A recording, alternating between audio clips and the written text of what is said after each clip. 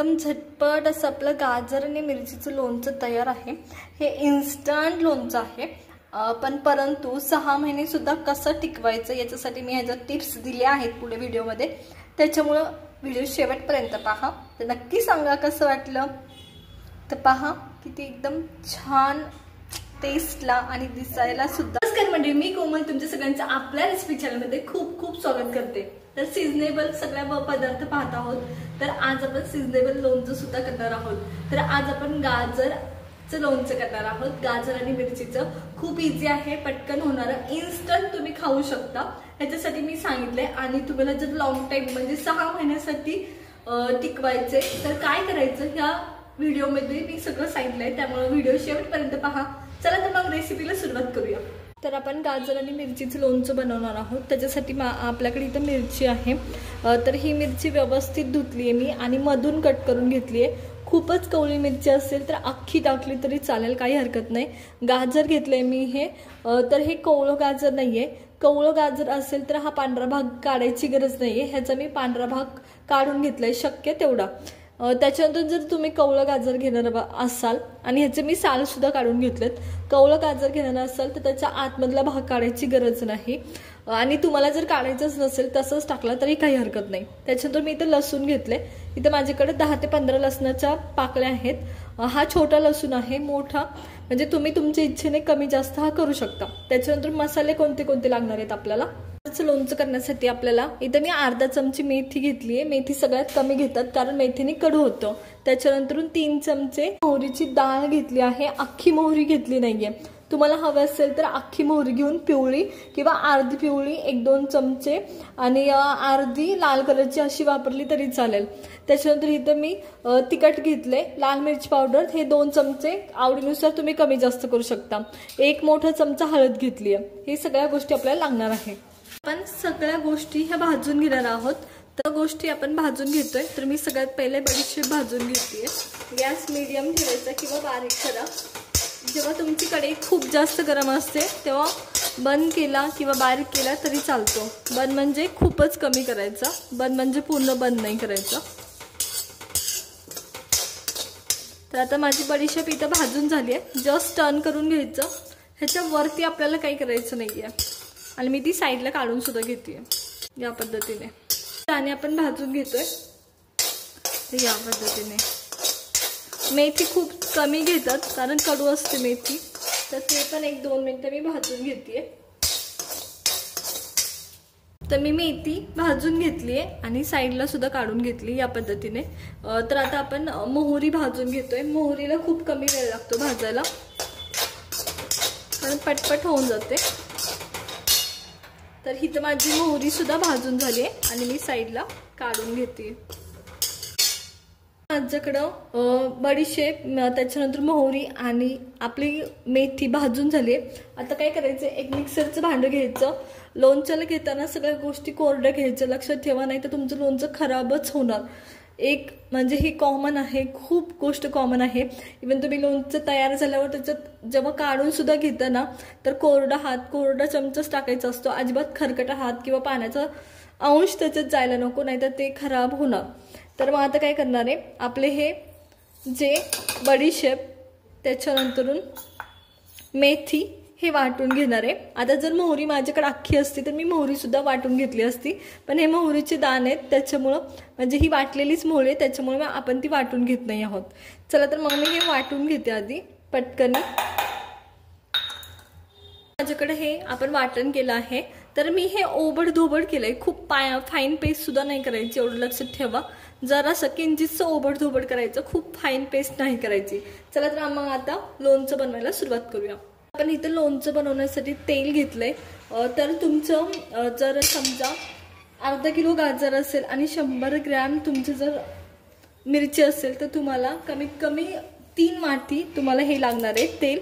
त्याच्यामुळं ते आपण सर्वात पहिले लसूण ऍड करून घेतोय। लसूण ऍड करून घेतोय, तेल व्यवस्थित गरम झालंय माझं, खूप गरम तेल आहे त्याच्यामुळे पटकन होतं। त्याच्यानंतर मसाला ऍड करतोय आपण। गॅस बंद करून टाकायचा जेव्हा तेल तुमचं खूप जास्त गरम असतं तेव्हा। तर मसाला ऍड करतोय, तर मी तर मोहरी आणि आपला मसाला सगळा ऍड करून घेतेय। त्याच्यानंतर हळद ऍड करतोय आपण। त्याच्यानंतर आपण लाल तिखट ॲड करतोय, सगळं गरम असतानाच ॲड करतोय। त्याच्यानंतर मिरची ॲड करतोय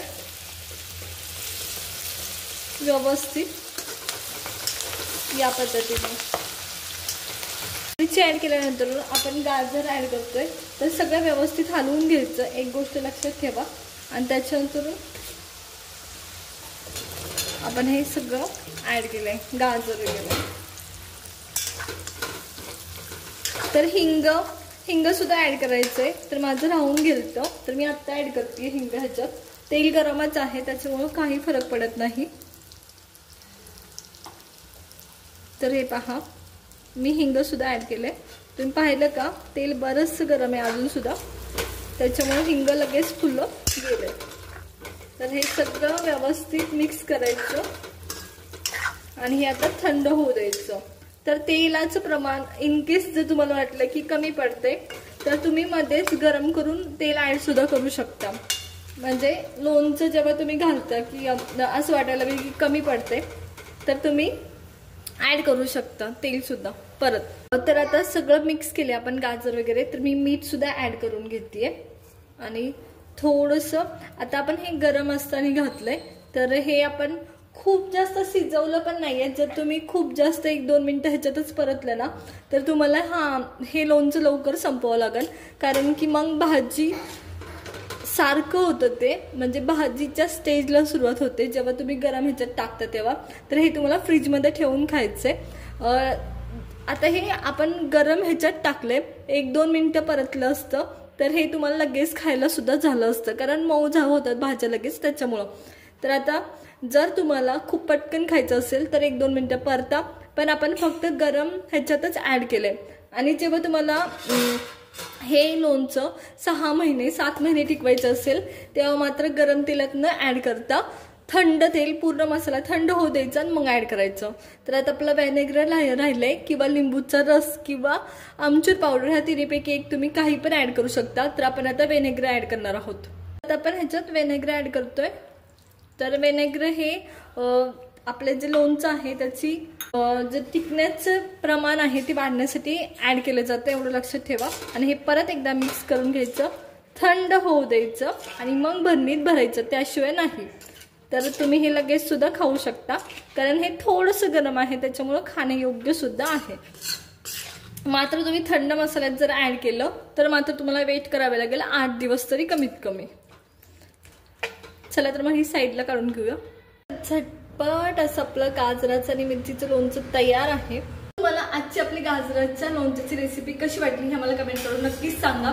तर गाजराचं म्हणजे कोणतं पण लोणचं करताना काय काळजी घ्यायची असतं, पहिली गोष्ट सगळ्या गोष्टी ह्या कोरड्या असाव्यात, पाण्याचा एक थेंब, एक अंश सुद्धा नसावा, नाहीतर लोणचं टिकत नाही। इवन जर लोणचं प्रिपेअर झालं तरी सुद्धा तुमचं पाण्याचं म्हणजे तुम्ही घेता त्याच्यात हात घालता तेव्हा ते स्वच्छ असावा, खरकटा नसावा, पाणी लागलेलं असावं हाताला, मगच ते लोणचं टिकतं, नाही तर नाही टिकत, त्याला बुरशी येते। दुसरी गोष्ट, इथं आपण इन्स्टंट केलंय, तर मी इथं गॅस गरम म्हणजे तेल गरम असतानाच सगळ्या गोष्टी ऍड केल्यात। जर तुम्हाला इन्स्टंट नाही करायचं, आता हे लोणचं आपल्याला फ्रीजमध्ये ठेवायला लागणार आहे 1 महिना, तेव्हा आपण खाऊ शकतो। जर तुम्ही बाहेर ठेवलं तर खराब होईल। जर तुम्हाला 6 महिन्यासाठी टिकवायचं असेल मग मात्र आपण जो मसाला बनवला तो पूर्ण थंड होऊ द्यायचा आणि मग त्याच्यात मिरची आणि गाजर ऍड करायचं, हे लक्षात ठेवा। तर एवढं सोपं आहे, खूप साध्या सोप्या पद्धतीत सांगितले। ह्याच्यात जे मसाल्याचे प्रमाण मी सांगितले तसेच घ्या शक्यतो। मिरची आणि गाजराचं प्रमाण तुम्ही कमी जास्त करू शकता किंवा मुळा सुद्धा तुम्ही ऍड करू शकता ह्याच्यात। तर नक्की ट्राय करा। तुम्हाला रेसिपी कशी वाटली हे आम्हाला कमेंट करून नक्की सांगा। जर रेसिपी आवडली असेल तर लाईक करा, शेअर करा आणि सबस्क्राईब करा नवीन रेसिपी सोबत। तोपर्यंत धन्यवाद।